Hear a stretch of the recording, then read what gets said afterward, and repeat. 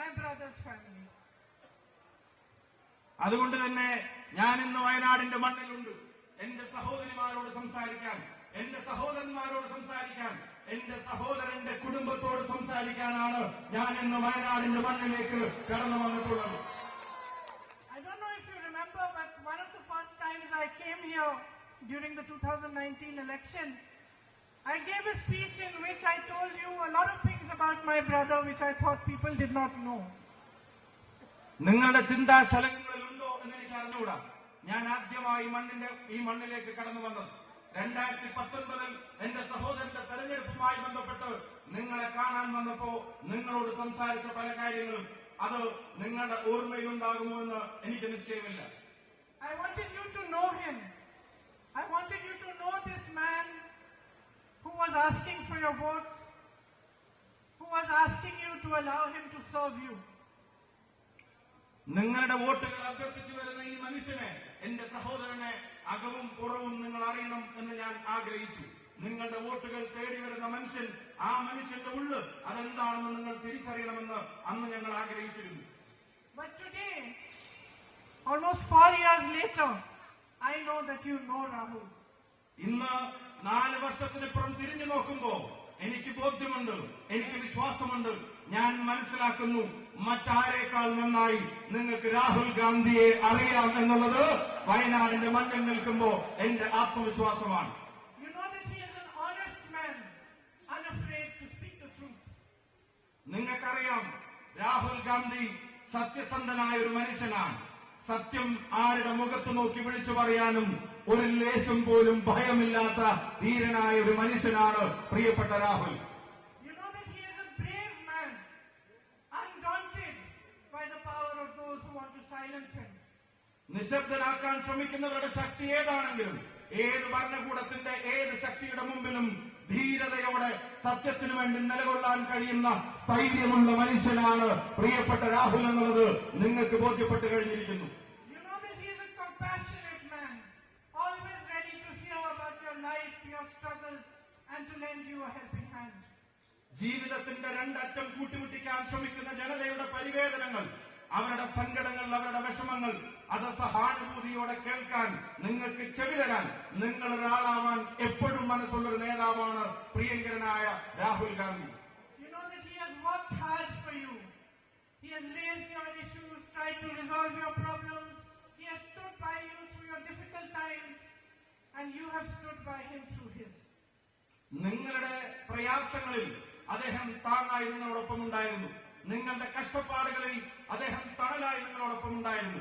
ഈ നാട് നൽകിയ വോട്ടിന്റെ പേരിൽ പ്രകൃതി ദുരന്തം ഉൾപ്പെടെ വന്നിറങ്ങിയപ്പോ അതിന് നിങ്ങളോടൊപ്പം ഒരു ജനതയോടൊപ്പം നിൽക്കാൻ ആർജവത്തോടെ നിന്നൊരു ജനപ്രതിനിധിയാണ് നിങ്ങളെന്ന് അദ്ദേഹമെന്ന് ഞങ്ങൾക്ക് നല്ല ബോധ്യമുണ്ട്. അതേസമയം തന്നെ അദ്ദേഹത്തിന്റെ മുമ്പിൽ പ്രതിസന്ധികൾ തീർക്കാൻ ഭരണകൂടം ശ്രമിക്കുമ്പോഴും നിങ്ങൾ അദ്ദേഹത്തോടൊപ്പം പാറ പോലെ ഉറച്ചു നിൽക്കുന്നു എന്നുള്ളതാണ് ഈ ജനതയുടെ പ്രത്യേകത എന്നും ഞങ്ങൾ തിരിച്ചറിയുന്നു. You elected him, and now a court in Gujarat has passed a judgment after which the government has disqualified him from parliament as your MP. ഗുജറാത്തിലെ ഒരു കോടതി അദ്ദേഹത്തിനെതിരെ പാസാക്കിയ ഒരു നിയമ നടപടിയുടെ പേരിൽ ഇന്ത്യയുടെ പാർലമെന്റിനകത്തു നിന്ന് അദ്ദേഹത്തിന്റെ അംഗത്വം എന്ന യോഗ്യത അതില്ലാതാക്കാൻ ഭരണകൂടം ശ്രമിച്ചത് നിങ്ങൾക്കറിയാം. His future as your MP is in the hands of the courts. For me, it is a strange thing to know this, to know that you elected him, and that for the time being, he has been disqualified from even fighting another election for 8 years. അദ്ദേഹത്തിന്റെ parliament member എന്ന പദവിയുടെ സാങ്കേതികത്വം അതിനി കോടതികളുടെ മുമ്പിലാണ് എന്ന് എനിക്കറിയാം. 4.25 ലക്ഷം വോട്ടിന്റെ ഭൂരിപക്ഷത്തിന് ഒരു ജനത 5 വർഷത്തേക്ക് ഇന്ത്യയുടെ പാർലമെന്റിലേക്ക് തെരഞ്ഞെടുക്കപ്പെട്ട ഒരു മനുഷ്യൻ, ആ മനുഷ്യൻ അടുത്ത തെരഞ്ഞെടുപ്പിൽ മത്സരിക്കണമോ വേണ്ടയോ എന്നുള്ളത് പോലും ഇങ്ങനെ സാങ്കേതികത്വത്തിന്റെ കുരുക്കിൽ തൂങ്ങിയാടെ നിൽക്കുന്നത് ഒരു വിരോധാഭാസമായി എനിക്ക് അനുഭവപ്പെടുകയാണ്. To ask questions, to demand accountability, to raise issues is the job of a parliamentarian. ഒരു പാർലമെന്റ് മെമ്പറുടെ ജോലിയാണ് ഭരണകൂടത്തോട് ചോദ്യങ്ങൾ ചോദിക്കുക എന്നുള്ളത്. ജനത തെരഞ്ഞെടുക്കപ്പെട്ട ഒരു വ്യക്തിയുടെ ഉത്തരവാദിത്തമാണ് ഭരണകൂടത്തെ അതിന്റെ ചെയ്തികൾക്ക് ഉത്തരവാദികളാക്കി നിലനിർത്തുക എന്നുള്ളത്. നാടിന്റെ അനീതികളിൽ ചോദ്യം ചോദിക്കാനുള്ള ഉത്തരവാദിത്തം ഒരു ജനപ്രതിനിധിയുടേതാണ് എന്ന് ആവർത്തിച്ചു പറയാൻ ഞാൻ ആഗ്രഹിക്കുന്നു. It is a right enshrined in our constitutions that we are free to express ourselves, we are free to ask, we are free to debate, we are free to dissent. ഇന്ത്യയുടെ ഭരണഘടന നമുക്ക് നൽകുന്ന അവകാശങ്ങളുണ്ട്. അത് നമ്മുടെ സ്വതന്ത്രമായ അഭിപ്രായ പ്രകടനത്തിന്റെ അവകാശങ്ങളാണ്.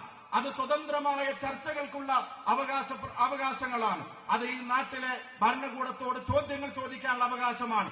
അത് ഈ നാട്ടിലെ ഭരണകൂടത്തോട് വിയോജിപ്പ് രേഖപ്പെടുത്താനുള്ളത് കൂടിയാണ് എന്ന് ഞാൻ ഓർമ്മപ്പെടുത്തുന്നു. I find it even stranger that a whole government, every minister, every MP, even the Prime Minister himself, finds it acceptable and appropriate to malign and mercilessly attack one man just because he asked a question they could not respond to. കൂടുതൽ ഞാൻ പറയാൻ ആഗ്രഹിക്കുന്നു, വിരോധാഭാസമെന്ന് ഞാൻ പറയട്ടെ. ചോദ്യങ്ങൾ ചോദിക്കുന്ന ഒരു മനുഷ്യനെ, ഭരണകൂടത്തിന്റെ മുമ്പിൽ ആർജവത്തോടെ എഴുന്നേറ്റ് നിൽക്കുന്ന ഒരു മനുഷ്യനെ, അദ്ദേഹത്തെ അപമാനിക്കുവാൻ, അദ്ദേഹത്തെ പരിഹസിക്കുവാൻ, അദ്ദേഹത്തെ വളഞ്ഞിട്ടാക്രമിക്കാൻ ഭരണകൂടത്തിന്റെ അടിമകളായ ജനപ്രതിനിധികൾ, അവരുടെ മന്ത്രിമാർ, അവരുടെ പ്രധാനപ്പെട്ട പദവികളിലിരിക്കുന്നവർ, അവരെല്ലാവരും വരിവരിയായി നിന്ന് ഒരു മനുഷ്യനെ വേട്ടയാടാൻ ശ്രമിക്കുന്നതിന്റെ കാരണം അദ്ദേഹം ഈ ഭരണകൂടത്തോട് ചോദ്യങ്ങൾ ചോദിക്കുന്നു എന്നുള്ളത് തന്നെയാണ് എന്ന് ഞാൻ തിരിച്ചറിയുന്നു. But then, my brothers and sisters, the truth is always uncomfortable, especially for those who lie, for those who unleash an industrial scale of propaganda against anyone who dares to question them. പ്രിയപ്പെട്ട സഹോദരീ സഹോദരന്മാരെ, വ്യവസായവൽക്കരിക്കപ്പെട്ട പ്രൊപ്പഗൻഡകൾ, വിദ്വേഷ പ്രചരണങ്ങൾ ഇവിടുത്തെ ഭരണകൂടം മുഖമുദ്രയാക്കുമ്പോൾ, ഇവിടെ ചോദ്യങ്ങൾ ചോദിക്കുന്നവനെ അപമാനിക്കാനുള്ള ശ്രമങ്ങൾ ഇവിടുത്തെ ഭരണകൂടത്തിന്റെ സ്വഭാവവും ശീലവുമാകുമ്പോൾ അതിനെ പ്രതിരോധിക്കേണ്ടത് അനിവാര്യതയാണ്. Our nation was built on the foundation of truth, of non-violence, equality and justice. സത്യത്തിന്റെ അടിത്തറയിൽ, സമത്വത്തിന്റെ വിശാലതയിൽ, നീതിബോധത്തിന്റെ ഉത്തമ ശൃംഖങ്ങളിൽ രൂപം കൊണ്ട ഒരു രാജ്യമാണ്, ഒരു ദേശമാണ് ഇന്ത്യ എന്ന് ഞാൻ ഓർമ്മപ്പെടുത്തുന്നു. Our fight for freedom was called Satyagraha. It was a fight for truth. സത്യത്തിനു വേണ്ടിയുള്ള പോരാട്ടങ്ങൾ, ആ പോരാട്ടങ്ങളുടെ ചരിത്രമായിരുന്നു ഇന്ത്യയുടെ മണ്ണിൽ നടന്ന സത്യാഗ്രഹ സമരങ്ങൾ, നീതിക്ക് വേണ്ടിയുള്ള പോരാട്ടങ്ങൾ. The parliament, the judiciary, the media, these were institutions built to protect these freedoms. ഈ നാട് അനുഭവിക്കുന്ന സ്വാതന്ത്ര്യങ്ങൾ, ആ സ്വാതന്ത്ര്യങ്ങൾ അത് സംരക്ഷിച്ചു പിടിക്കാൻ വേണ്ടിയാണ് ഇന്ത്യക്കൊരു പാർലമെന്റ് ഉണ്ടായത്. ആ നീതിബോധം ഉയർത്തിപ്പിടിക്കുന്നതിന് വേണ്ടിയാണ് ഇന്ത്യക്കൊരു കോടതി സംവിധാനങ്ങൾ, നിയമ സംവിധാനങ്ങൾ ഉണ്ടായത്. അവിടെ വരുന്ന പോരായ്മകളെ തുറന്നെഴുതുന്നതിന് വേണ്ടിയാണ് ഇന്ത്യയിൽ ജനാധിപത്യത്തിന്റേതായ ഒരു മാധ്യമ സംസ്കാരത്തെ നാം കെട്ടിപ്പടുത്തിയെടുത്തത്. Yesterday, while watching television, I heard some ministers of the BJP saying that the Congress party has taken one man's issue and is making it out of to be an issue of democracy. ഇന്നലെ ബിജെപിയുടെ ചില മന്ത്രിമാർ, ബിജെപിയുടെ ചില നേതാക്കന്മാർ അവർ ടിവിയിലൂടെ പറയുന്നത് ഞാൻ കേൾക്കാനിടയായി. കോൺഗ്രസ് പ്രസ്ഥാനം ഒരു വ്യക്തിയുടെ പ്രശ്നത്തെ പൊക്കിപ്പിടിച്ചു വരുന്നു, ആ വ്യക്തിയുടെ പ്രശ്നം അത് ഇന്ത്യയുടെ പ്രശ്നമാക്കി വളർത്താൻ അവർ ശ്രമിക്കുകയാണ് എന്ന് ഇന്നലെ ചില ബിജെപി നേതാക്കന്മാർ പറയുന്നത് ഞാൻ കേൾക്കാനിടയായി. It seems to me to be exactly the opposite. The entire government and the BJP are trying to turn our democracy upside down just to protect one man. His name is Gautam Adani. പക്ഷേ എനിക്ക് അനുഭവപ്പെട്ടത് മറ്റൊരു രീതിയിലാണ്. ഒരു വ്യക്തിയെ വേട്ടയാടാൻ വേണ്ടി, ഒരു വ്യക്തിയുടെ പ്രശ്നങ്ങൾ ഇന്ത്യ മുഴുവൻ ഒരു വിഷയമാക്കാൻ കോൺഗ്രസ് ശ്രമിക്കുന്നതായിട്ടല്ല എനിക്ക് അനുഭവപ്പെട്ടത് ഒരു വ്യക്തിയുടെ സംരക്ഷണത്തിന് വേണ്ടി ഇന്ത്യയുടെ പ്രധാനമന്ത്രി, ഒരു വ്യക്തിയുടെ സംരക്ഷണത്തിന് വേണ്ടി ഇന്ത്യയുടെ ഭരണകൂടം, ഒരു വ്യക്തിയുടെ സംരക്ഷണത്തിന് വേണ്ടി ഇന്ത്യയുടെ ഭരണഘടനാ സ്ഥാപനങ്ങൾ, അവരെല്ലാവരും അണിനിരക്കുന്നത് ഒരു വ്യക്തിയുടെ സംരക്ഷണത്തിന് വേണ്ടിയാണ്. ആ വ്യക്തി മറ്റാരുമല്ല, അത് ഗൗതം അദാനിയാണ് എന്ന് എനിക്ക് ബോധ്യപ്പെട്ടിരിക്കുന്നു. Our country is at a crossroads. What has happened to my brother is just a symptom. It is a symptom of how far we are down the path towards a dictatorship today. Today, the government believes that it can silence any dissent. It believes it can take our ports, our airports, even some of our defense establishments, and pass them on to their businessmen friends. ജനാധിപത്യത്തിന്റെ നിർണായകമായ ഒരു നാൽക്കവലയിൽ ഈ രാജ്യം നിൽക്കുകയാണ്. ഒരു പാത എന്റെ സഹോദരൻ നയിക്കുന്ന പാതയാണ്. മറ്റൊരു പാതയിൽ നിങ്ങൾ കാണുന്നുണ്ട്.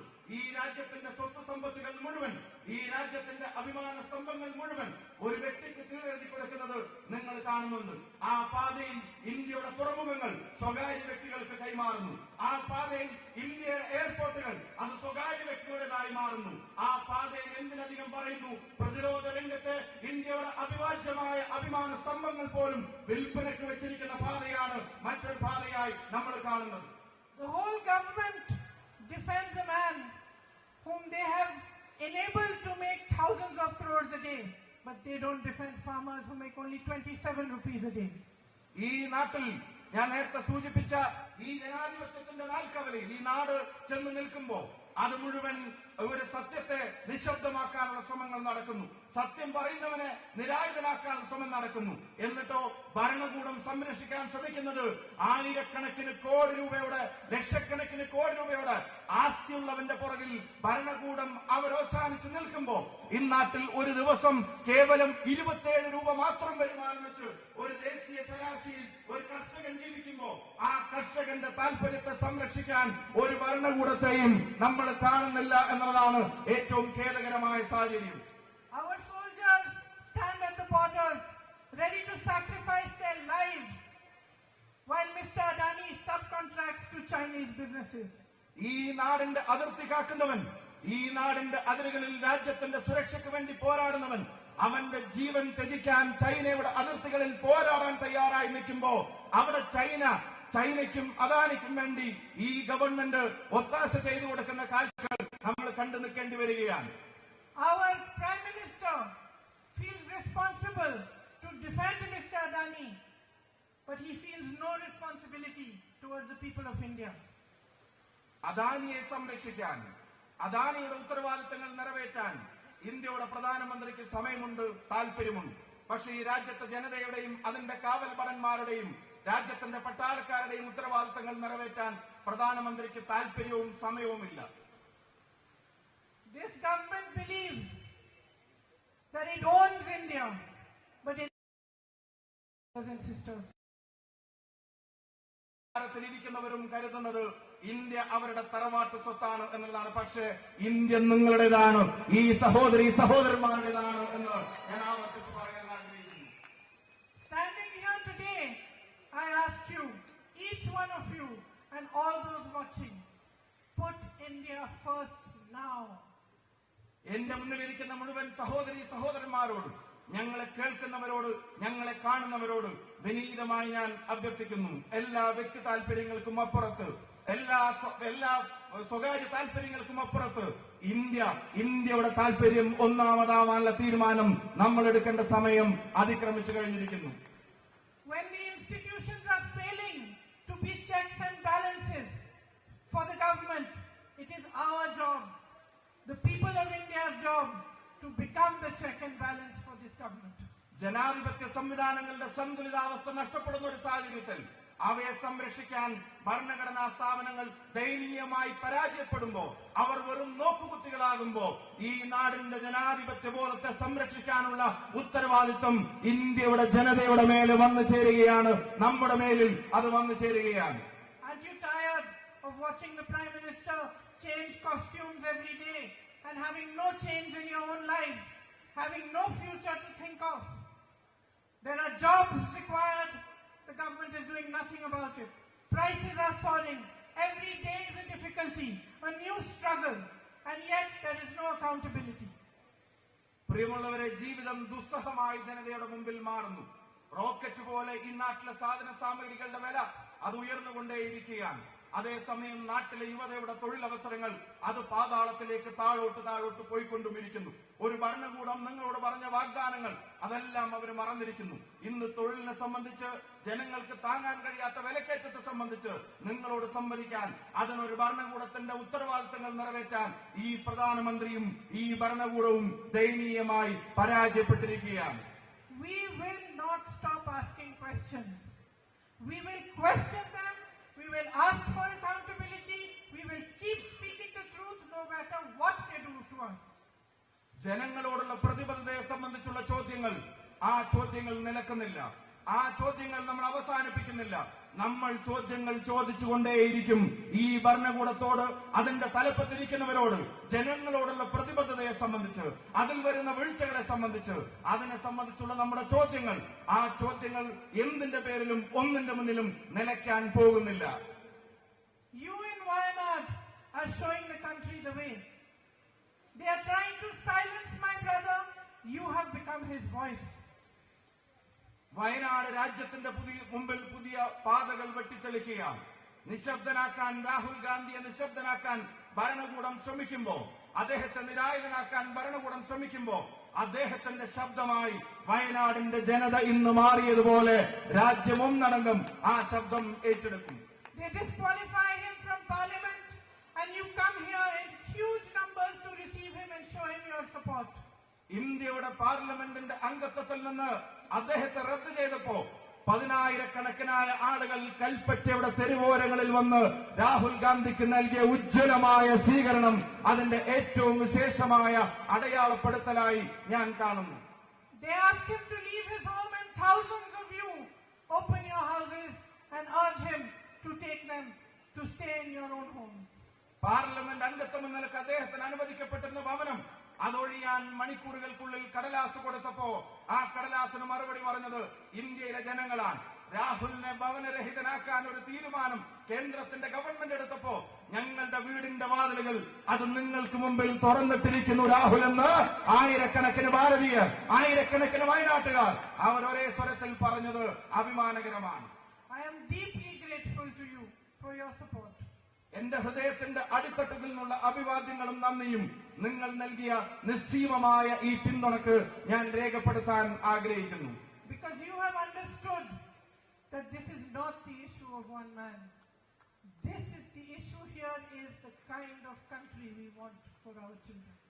ഇത് ഒരു വ്യക്തിയുടെ പ്രശ്നമല്ല എന്ന് നിങ്ങൾ തിരിച്ചറിഞ്ഞിരിക്കുന്നു. ഇതൊരു ഇൻഡിവിജ്വലിന്റെ പ്രശ്നമല്ല എന്ന് നിങ്ങൾ തിരിച്ചറിഞ്ഞിരിക്കുന്നു. ഇത് ഈ മണ്ണിൽ നാളെ വളരാൻ പോകുന്ന, ഈ മണ്ണിൽ നാളെ ജീവിക്കാൻ പോകുന്ന, ഈ മണ്ണിലേക്ക് നാളെ ജനിച്ചു വീഴാൻ പോകുന്ന ഉൾപ്പെടെയുള്ള തലമുറകളുടെ നീതിക്ക് വേണ്ടിയുള്ള പോരാട്ടത്തിന്റെ പ്രശ്നമാണ് എന്ന് നിങ്ങൾ തിരിച്ചറിഞ്ഞിരിക്കുന്നു. It is about building a strong and brave country for our children. It is about building a country in which everybody is free to express dissent, to ask for accountability, and a true democracy is established again. അതിശക്തമായി ചോദ്യങ്ങൾ ചോദിക്കാൻ, ഭരണകൂടങ്ങളുടെ ഉത്തരവാദിത്തങ്ങൾ അവരെ ഓർമ്മപ്പെടുത്താൻ, ജനാധിപത്യ ബോധത്തോടെ സത്യസന്ധമായ നീതി പുലർത്താൻ ഒരു തലമുറ ആഗ്രഹിക്കുന്നുണ്ടെങ്കിൽ ആ തലമുറയ്ക്ക് വേണ്ടി കരുത്തുറ്റൊരു രാജ്യത്തെ അതിനെ സൃഷ്ടിക്കാനുള്ള ഒരു പോരാട്ടത്തിന്റെ ഭാഗമാണ് പ്രിയപ്പെട്ട രാഹുൽ ഗാന്ധി നടത്തിക്കൊണ്ടിരിക്കുന്നത്. Thank you for your patriotism. Thank you for your love. Thank you for being a family to my brother and to me. Jai Hind. നിങ്ങളുടെ ദേശീയതക്ക്, നിങ്ങളുടെ അതിരുകളില്ലാത്ത പിന്തുണക്ക്, ഒരു കുടുംബം പോലെ തോളോട് തോൾ ചേർന്ന് നടന്നതിന് എനിക്കും എന്റെ സഹോദരന്റെയും പേരിൽ ഹൃദയം നിറഞ്ഞ നന്ദി 1000 തവണ ഞാൻ രേഖപ്പെടുത്താൻ ആഗ്രഹിക്കുന്നു. നന്ദി, നമസ്കാരം, ജയ് Hind. With much love and effort, now I invite our honorable leader, dear Rahul Ji, to address and inaugurate the Satyameva Jayate program. Our own family member, Rahul Gandhi.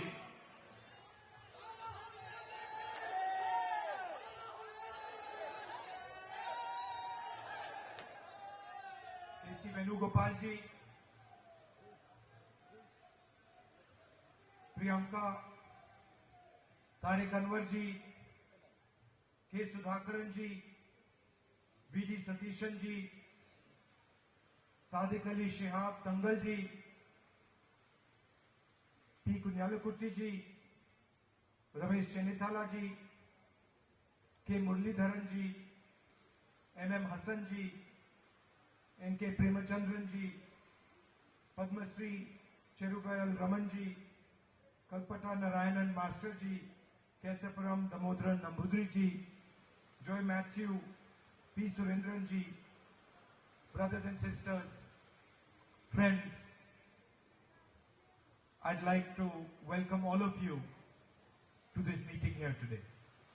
വേദിയിൽ സന്നിഹിതരായിരിക്കുന്ന ഉന്നതരായ രാഷ്ട്രീയ സാമൂഹ്യ സാഹിത്യ നായകരെ, പ്രിയപ്പെട്ട സഹോദരി സഹോദരങ്ങളെ, ഞാൻ അങ്ങേയറ്റം സന്തോഷത്തോടെ നിങ്ങളിലേക്ക് ഇറങ്ങി വരുന്നു. നിങ്ങളേവരെയും സ്വാഗതം ചെയ്യുന്നു. I'd like to wish all of you belated Easter and for the coming Vishu and Perunal festivals. നിങ്ങൾക്ക് ഏവർക്കും ഹൃദയംഗമമായ ഈസ്റ്റർ, വിഷു, പെരുന്നാൾ ആശംസകൾ ഞാൻ നേരുകയാണ്.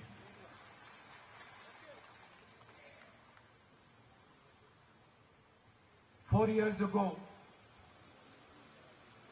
I came here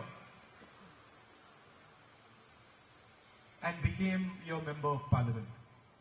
4 വർഷങ്ങൾക്ക് മുമ്പ് ഞാൻ ഇവിടേക്ക് കടന്നു വന്നു, നിങ്ങളുടെ പാർലമെന്റ് അംഗമായി മാറി. And for me, the campaign was a completely different type of campaign. എന്നെ സംബന്ധിച്ച് എന്റെ തിരഞ്ഞെടുപ്പ് പ്രചരണം അങ്ങേയറ്റം വ്യത്യസ്തമായ ഒന്നായിരുന്നു. In the regular campaign, and I've done many campaigns, many speeches. In the regular campaign, you go and you speak about policies, you speak about what should happen, you tell people about your political ideas. But this campaign in 2014, I remember when I came here, it was much more as if I had come home to my family. സാധാരണഗതിയിലുള്ള എന്റെ തെരഞ്ഞെടുപ്പ് പ്രചരണങ്ങൾ പ്രസംഗങ്ങൾ നിറഞ്ഞതാണ്. എന്റെ രാഷ്ട്രീയ നയങ്ങളെക്കുറിച്ച്, ഞാൻ നടപ്പിലാക്കാൻ പോകുന്ന കാര്യങ്ങളെക്കുറിച്ച്. പക്ഷേ വയനാട്ടിലെ എന്റെ തെരഞ്ഞെടുപ്പ് പ്രചരണം അതിനപ്പുറമായിരുന്നു. ഞാൻ നിങ്ങളിലേക്ക് ഇറങ്ങി വരികയായിരുന്നു. Of course, I don't belong to Kerala, but the enthusiasm and the affection and the manner in which you embraced me gave me the feeling that you are part of my family, that I am your brother, your son. നിങ്ങൾക്കറിയാം, ഞാൻ കേരളത്തിൽ നിന്നല്ല. പക്ഷെ ഞാൻ നിങ്ങളിലേക്ക് ഇറങ്ങി വന്നപ്പോൾ നിങ്ങൾ നൽകിയ സ്നേഹോഷ്മളമായ സ്വീകരണങ്ങൾ, നിങ്ങളുടെ വികാര പ്രകടനങ്ങൾ എനിക്കുണ്ടാക്കിയ ചിന്ത ഞാൻ നിങ്ങളുടെ സഹോദരനാണ് എന്ന ചിന്തയാണ്. And I have thought quite a lot. Now I have been member of parliament for quite a few years, and I've thought quite a lot what it means to be a member of parliament. ഞാൻ Indian പാർലമെന്റിൽ മുമ്പ് അംഗമായിരുന്നു. Indian parliament അംഗം എന്ന അനുഭവത്തിലൂടെ എനിക്ക് മനസ്സിലാക്കാൻ സാധിച്ചിട്ടുണ്ട്, ഒരു പാർലമെന്റ് അംഗം ആകുന്നതിന് നിരവധി ഗുണങ്ങൾ ആവശ്യമാണ്, നിരവധി കാര്യങ്ങൾ അറിയേണ്ടതുണ്ട്. It means to be a people's representative. ഒരു പാർലമെന്റ് അംഗം ജനങ്ങളുടെ പ്രതിനിധിയായിരിക്കണം. To be a people's representative, you have to understand the emotions of people. You have to understand the suffering of people. You have to understand the difficulties of people. ഒരു parliament അംഗമാകുന്നതിന്, ഒരു ജനപ്രതിനിധിയാകുന്നതിന് നിങ്ങൾക്ക് ജനങ്ങളുടെ വികാരങ്ങൾ മനസ്സിലാക്കണം, അവരുടെ ദുരിതങ്ങൾ മനസ്സിലാക്കണം, അവർ കടന്നു പോകുന്ന ദുർഘടമായ സന്ധികളെ കുറിച്ച് മനസ്സിലാക്കേണ്ടതുണ്ട്. You have to have the humility to touch people, to treat people as your equals, sometimes to treat people as your superiors. ജനങ്ങളുടെ ഹൃദയത്തെ സ്പർശിക്കാൻ സാധിക്കണം. ജനങ്ങളോടൊപ്പമാണ്, തുല്യരാണ് എന്ന് കരുതേണ്ടി വരും. ചിലപ്പോൾ ജനങ്ങളെ നമുക്ക് മുകളിൽ പ്രതിഷ്ഠിക്കേണ്ടി വരും. So a true representative of the people develops by attacking himself. സ്വയം ആക്രമിച്ചുകൊണ്ടാണ്, സ്വയം പ്രതിരോധിച്ചുകൊണ്ടാണ് ഒരു ജനപ്രതിനിധി, ഒരു വ്യക്തി ജനങ്ങളുടെ പ്രതിനിധിയായി മാറേണ്ടത്. by giving up things that one desires, ഒരു വ്യക്തിയുടെ ആഗ്രഹങ്ങളെ സ്വയം ത്യജിച്ചുകൊണ്ടാകണം ഒരാൾ ജനപ്രതിനിധിയായി മാറേണ്ടത്. by not fighting for what you want, but fighting for what people want. ഒരു വ്യക്തിക്ക് സ്വയം ആവശ്യമുള്ളത് ആഗ്രഹിച്ചുകൊണ്ടല്ല, ജനങ്ങൾക്ക് എന്താണോ ആവശ്യമുള്ളത് അത് നേടിയെടുക്കാനുള്ള പരിശ്രമമായിരിക്കണം ജനപ്രതിനിധി നടത്തേണ്ടത്. by becoming, maybe one can say, less arrogant and more humble. അങ്ങേയറ്റം ലാളിത്യത്തോടെ പരിത്തൻ സ്വഭാവങ്ങളെ ഉപേക്ഷിച്ചുകൊണ്ടാകണം ഒരാൾ ജനപ്രതിനിധിയാകേണ്ടത്. A representative of the people also raises the issues of people without being scared of the consequences, without being worried about what it means to raise the issues of the people. നമ്മൾ ഉയർത്തുന്ന വിഷയങ്ങൾ ഉണ്ടാക്കാവുന്ന പ്രത്യാഘാതങ്ങളിൽ ഭയപ്പെടാതെ വേണം ഒരു ജനപ്രതിനിധി ജനങ്ങളുടെ വിഷയങ്ങൾ ഉയർത്തേണ്ടി വരുന്നത്. The MP, Member of Parliament, is just a tag. MP, Member of Parliament എന്നത് കേവലം ഒരു വര മാത്രമാണ്, ഒരു ടാഗ് മാത്രമാണ്. It's a position, it's a post. അതൊരു സാങ്കല്പികമായ അധികാരസ്ഥാനം മാത്രമാണ്. So the BJP can take away the tag. ബിജെപിക്ക് എന്റെ മേൽവിലാസത്തെ എടുത്തു മാറ്റുവാൻ സാധിച്ചേക്കാം. They can take away the position. എന്റെ സ്ഥാനത്തെ എടുത്തു മാറ്റുവാൻ സാധിച്ചേക്കാം. They can take away the house. എന്റെ ഭവനത്തെ എടുത്തു മാറ്റാൻ സാധിച്ചേക്കാം. They can put me in jail. എന്നെ ജയിലിൽ അടയ്ക്കാൻ സാധിച്ചേക്കാം. But they cannot stop me from representing the people of Wayanad. എന്നാൽ വയനാട്ടിലെ ജനങ്ങളെ പ്രതികരിക്കുന്നതിനും എന്നെ പ്രതിരോധിക്കുവാൻ ബിജെപിക്ക് സാധ്യമല്ല.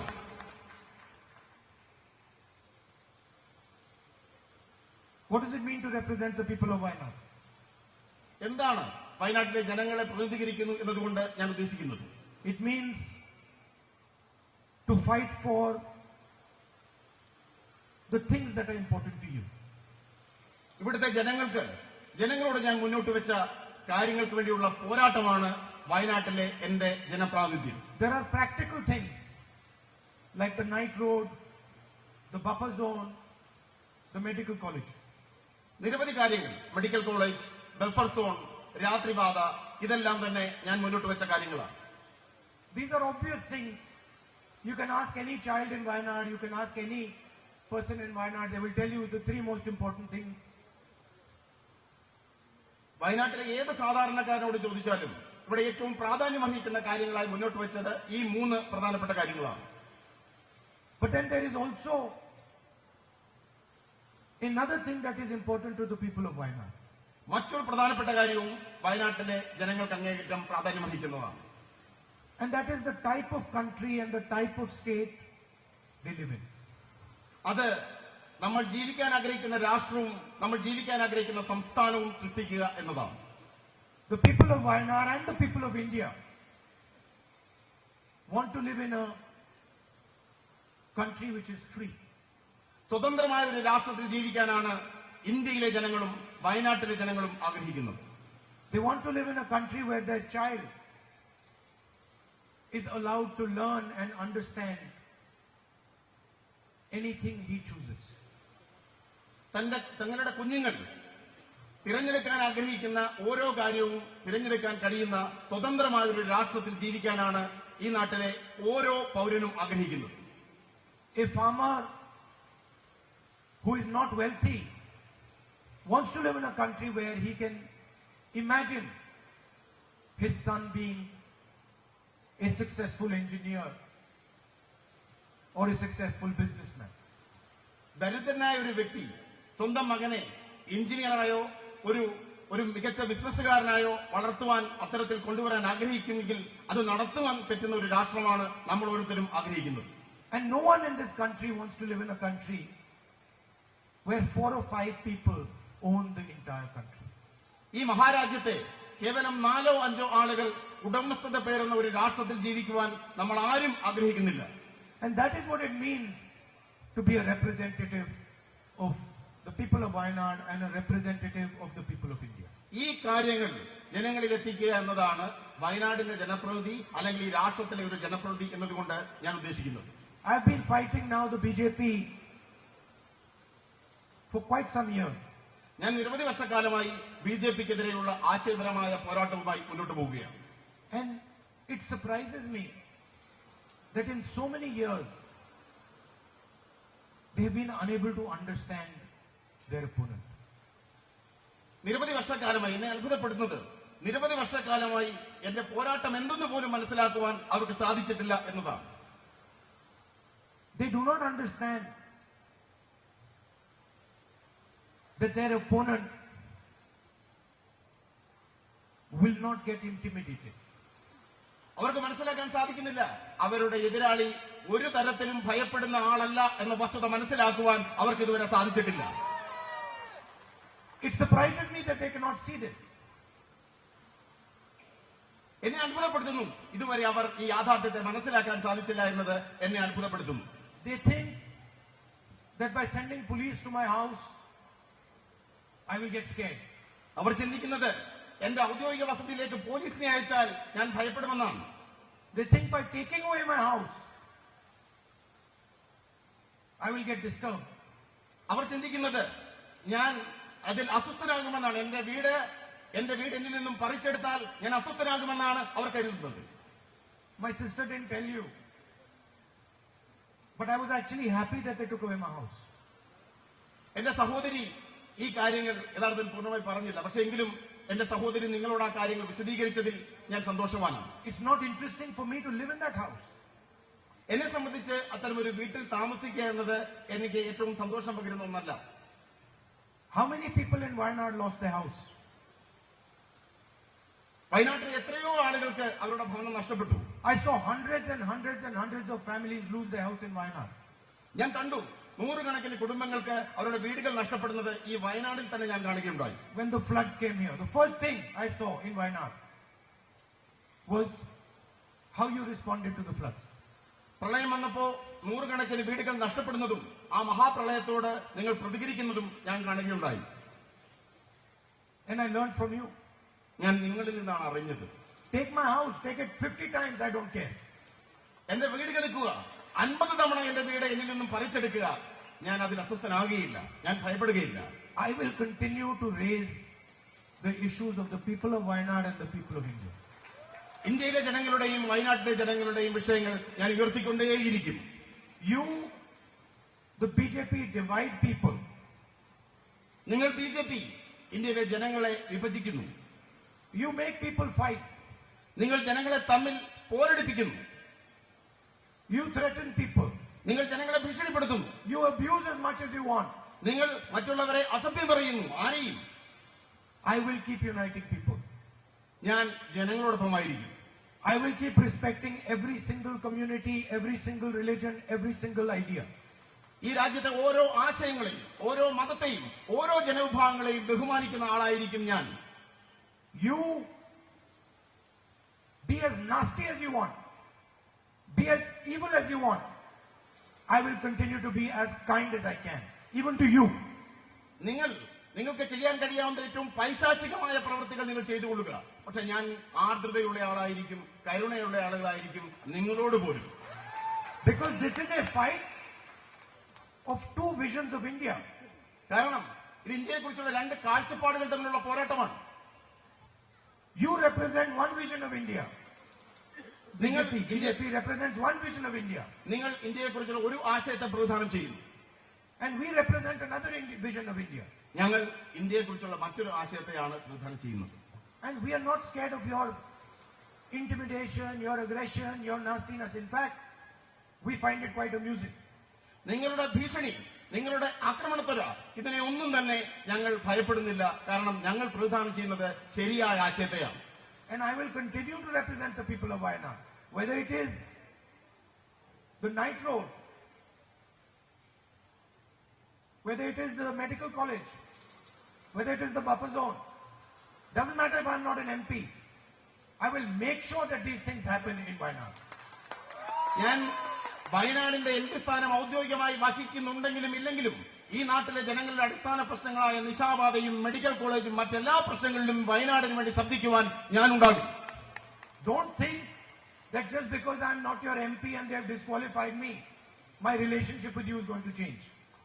നിങ്ങൾ ചിന്തിക്കേണ്ട, എന്റെ എംപി സ്ഥാനം നഷ്ടപ്പെടുത്തിയതുകൊണ്ടോ എന്നെ അയോഗ്യനാക്കിയതുകൊണ്ടോ നമ്മൾ തമ്മിലുള്ള ബന്ധം അവസാനിക്കുന്നുവെന്ന് നമ്മൾ നിങ്ങൾ ഒരിക്കലും കരുതേണ്ടതില്ല. And I'm not saying for 2-3 years. My entire life, my relationship is not going to change with you now. കേവലം 2-3 വർഷത്തെ കാര്യമല്ല ഞാൻ പറയുന്നത്. എന്റെ ജീവനുള്ളിടത്തോളം കാലം ആജീവനാന്തം ഞാൻ നിങ്ങളോട് കടപ്പെട്ടിരിക്കുന്നു. Let them take away whatever they want. Let them put me in jail. I don't care. My relationship with the people of Wayanad is going to stay the same. നിങ്ങൾ അവരെന്നെ പിടിച്ചുകൊണ്ട് പോകട്ടെ, എന്നെ കാരാഗൃഹത്തിൽ അടച്ചോട്ടെ, പക്ഷെ വയനാടിനോടുള്ള എന്റെ ബന്ധം ജന്മാന്തര ബന്ധം നിലനിൽക്കുക തന്നെ ചെയ്യും. After all, what did I do? What did I do? അവരെന്ത് ചെയ്യും? അവർക്ക് എന്ത് ചെയ്യാൻ സാധിക്കും? I went to Parliament and I asked the Prime Minister some questions about a businessman. ഞാൻ പാർലമെന്റിലേക്ക് ചെന്നു. പ്രധാനമന്ത്രിയോട് ഈ രാജ്യത്തെ ഒരു ബിസിനസ്സുകാരനെ കുറിച്ച് കുറച്ച് ചോദ്യങ്ങൾ ചോദിച്ചു. I just asked him, Mr. Narendra Modi, please explain your relationship with Mr. Adani. പ്രിയപ്പെട്ട പ്രധാനമന്ത്രി നരേന്ദ്രമോദി, നിങ്ങൾക്ക് ഗൗതം അദാനിയും എന്ന ബിസിനസ്സുകാരുമായുള്ള ബന്ധം വിശദീകരിക്കുക. I kept asking that simple question. In my speech in Parliament, I used media reports to show that Mr. Adani, who was number 609 on the list of wealthiest people in the world, became number 2. ഞാൻ ആ ചോദ്യം തുടർച്ചയായി ചോദിച്ചുകൊണ്ടിരുന്നു.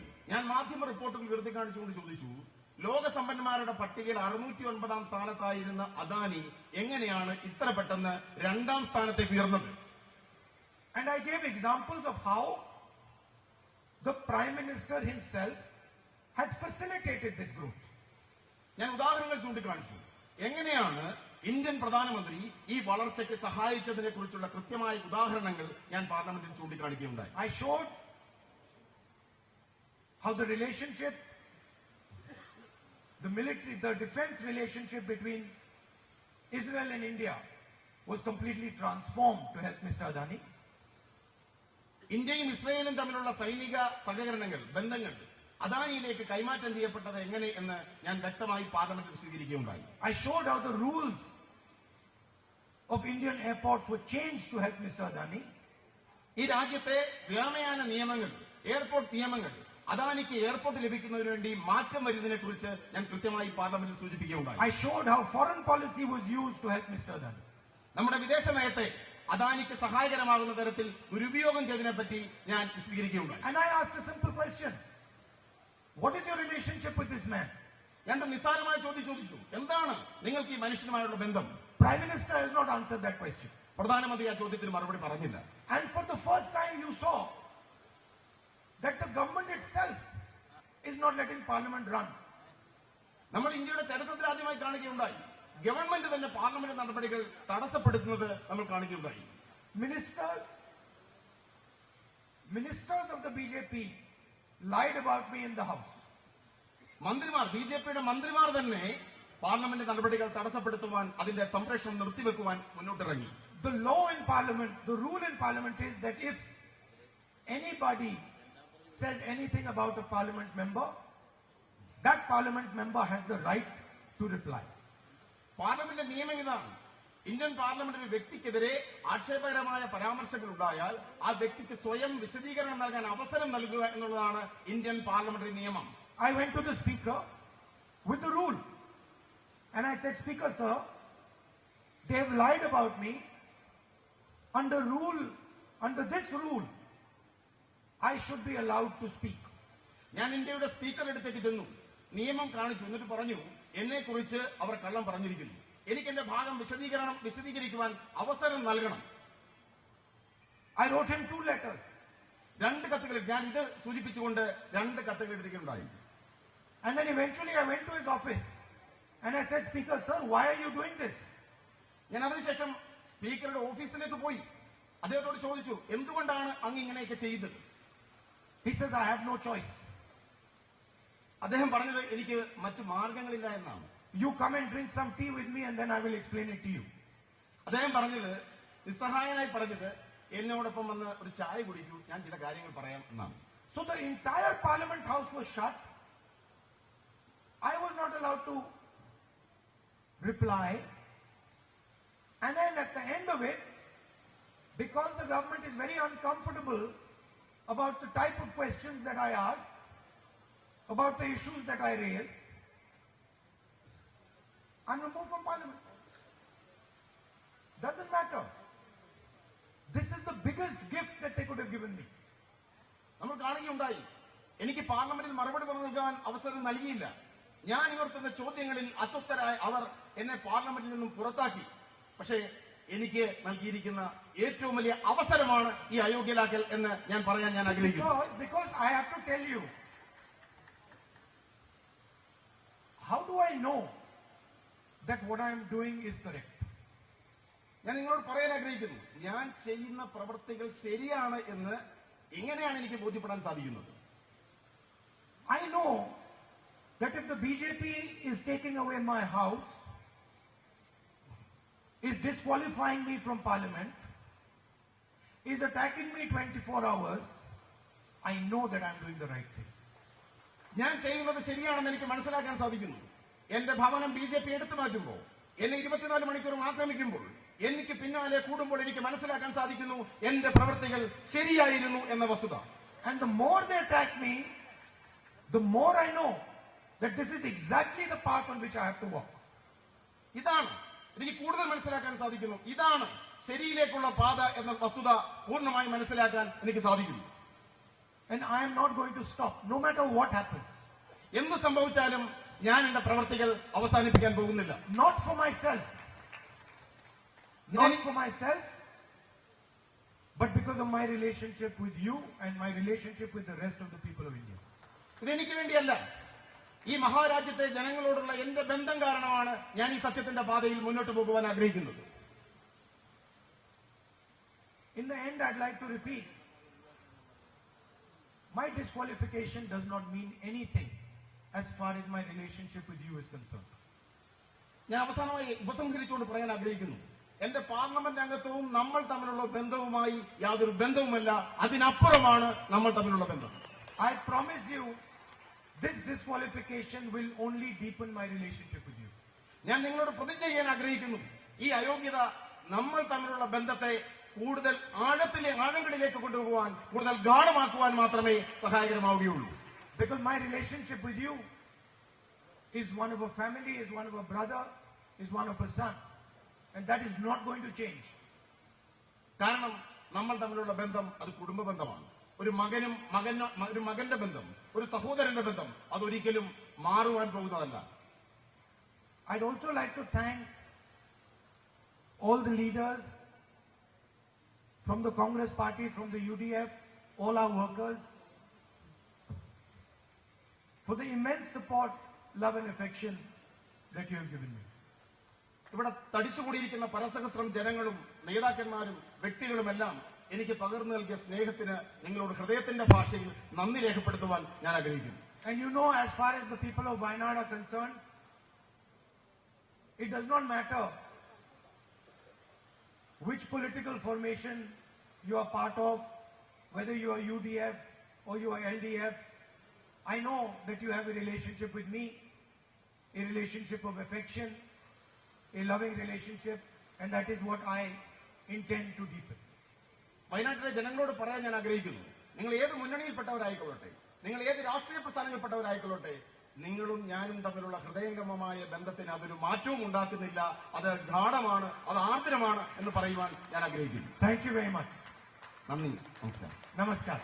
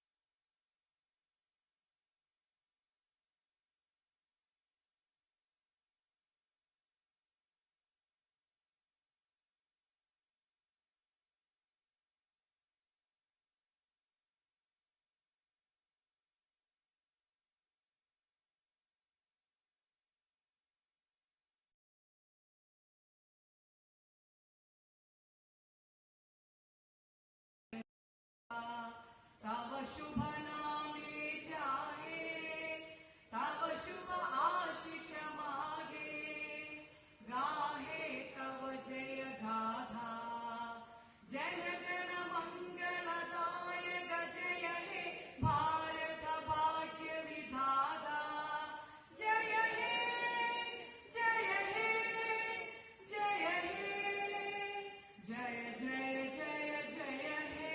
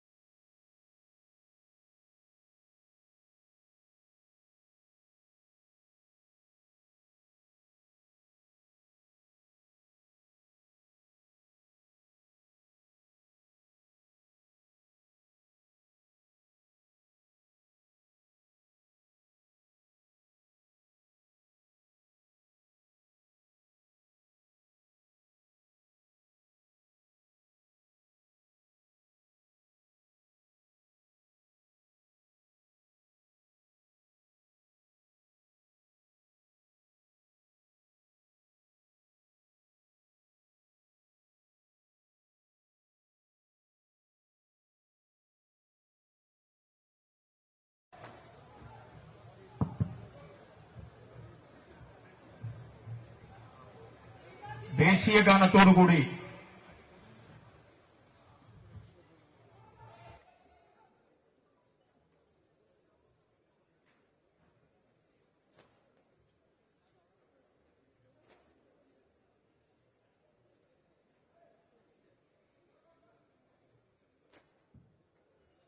രാഹുൽ ഗാന്ധിയുടെ പ്രസംഗം പരിഭാഷപ്പെടുത്തിയ Shri M Liju രാഷ്ട്രീയകാര്യ സമിതി അംഗം അദ്ദേഹത്തോടുള്ള നന്ദി പ്രകാശിപ്പിക്കുന്നു. ദേശീയ ഗാനത്തോടുകൂടി നമ്മുടെ ഈ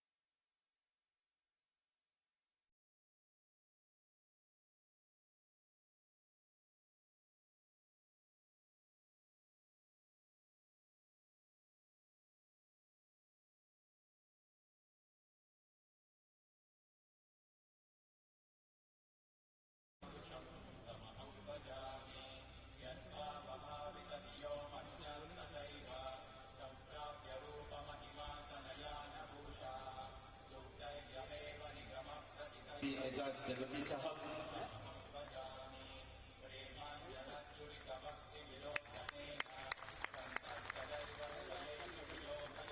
कुलदीप सिंह जुनेजा साहब विधायक श्री भी आज के इस समारोह में उपस्थित हुए तथा समारोह में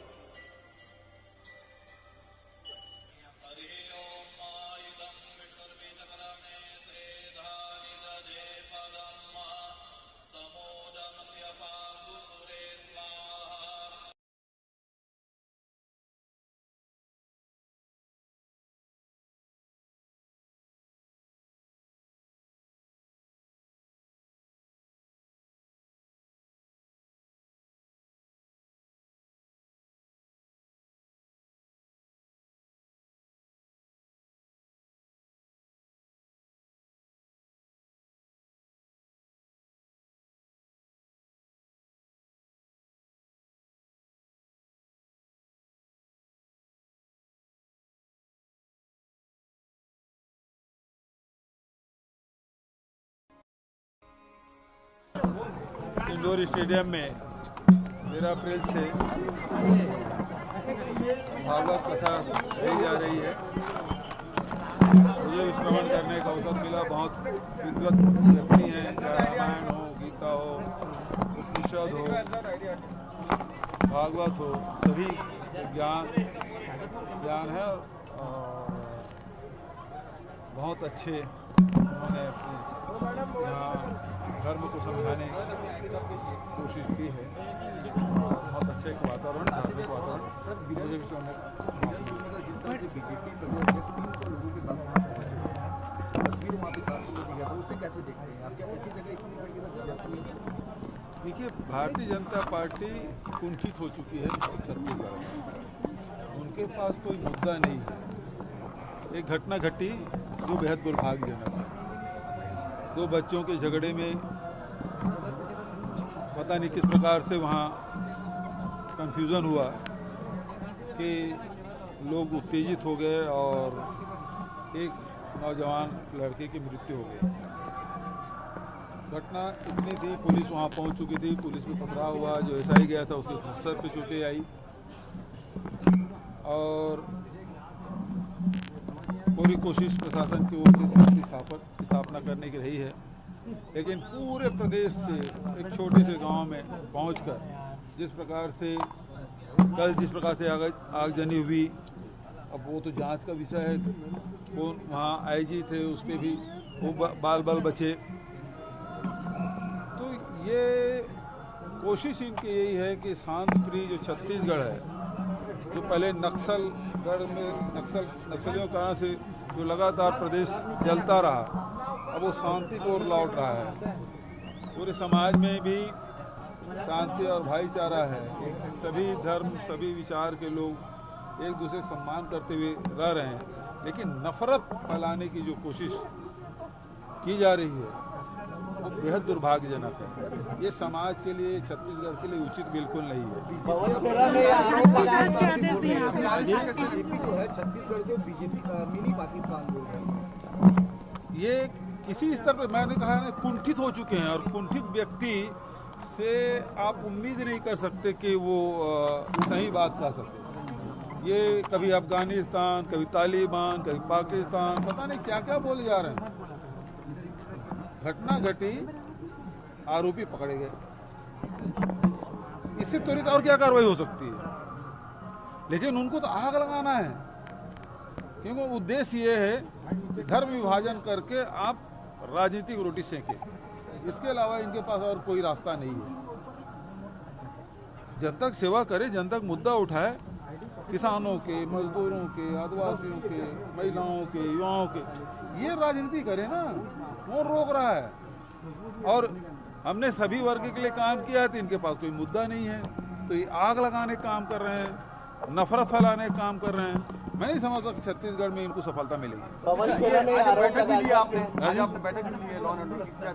देखिए, मैंने तो एक तो अभी बढ़ते हुए कोरोना के बारे में मैंने कहा कि इसको नज़र रखने की जरूरत है, क्योंकि लगातार प्रदेश में भी बढ़ रहा है संख्या और देश में भी इसकी वृद्धि हो रही है। दूसरा, ये जिस प्रकार से प्रायोजित कर रहे हैं और उकसाने भड़काने की कोशिश कर रहे हैं, तो उस पर भी नियंत्रण करना जरूरी है। पवन खेरा ने आरोप लगाया सर कि यही सरकार जो है वो सॉफ्टवेयर के माध्यम से जासूसी करा रही है। वो तो पहले ही पेगासिस वगैरह का उपयोग हो ही रहा है, ये सुनने में आता है। और सभी लोग फोन में भी बात करने में डरते हैं, तो वो तो सभी लोग वो सत्ता पक्ष के हो या विपक्ष के हो, जो जो लोग उसके नज़र में हैं वो सबके फ़ोन हैं, वो सर्विलेंस में रखे गए हैं। जो बीरनपुर की घटना है उसके बाद अभी क्या स्थिति है लॉ एंड ऑर्डर की, क्या सरकार लगातार नज़र रखे हुए हैं, और ये कोशिश तो यही है कि शांत हो, जितना जल्दी शांत हो सके। लेकिन कुछ लोग शांति नहीं चाहते, वो भड़काना चाहते हैं, एक घटना को पूरे प्रदेश भर में फैलाना चाहते हैं। ये उनकी कोशिश है, लेकिन मैं समझता हूँ कि छत्तीसगढ़ की जनता ऐसे कृत्यों को पसंद नहीं करती और उसे नकारेगी। ठीक है।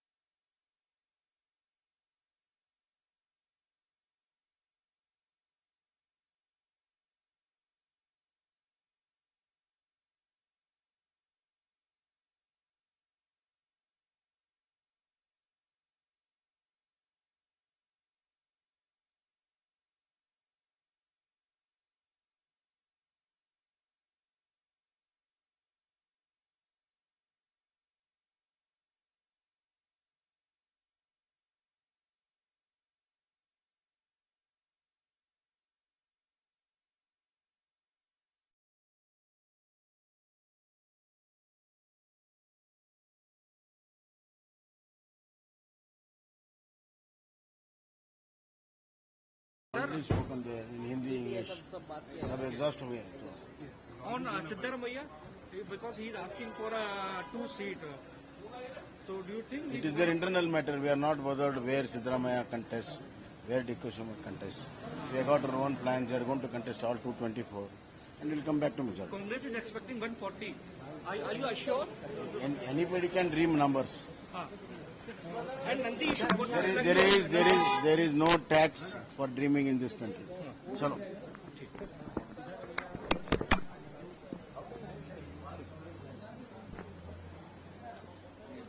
Don't push.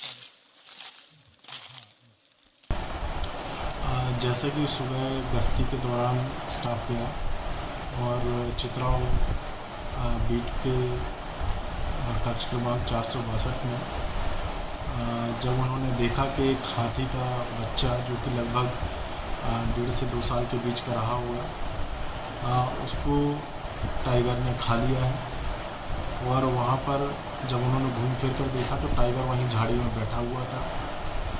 इसकी सूचना उन्होंने दी। मौके पर हमारा दल पहुंचा, डॉक्टर चिकित्सीय परीक्षण किया और जिसमें टाइगर के द्वारा उसको मारकर खाने की पुष्टि हुई। टाइगर वहां मौजूद रहा इस पूरे घटनाक्रम के दौरान और उसने उस किल को नहीं छोड़ा। तो ये पहली घटना है जिसमें बांधवगढ़ में अब तक प्रकाश में आई है कि किसी टाइगर ने एलिफेंट के बच्चे को, जो कि जंगली हाथी का बच्चा है, उसको शिकार बनाया। सर, ये हाथी की उम्र क्या हुई होगी वो बच्चे की? जैसा बताया 1 से 1.5 साल के बीच में।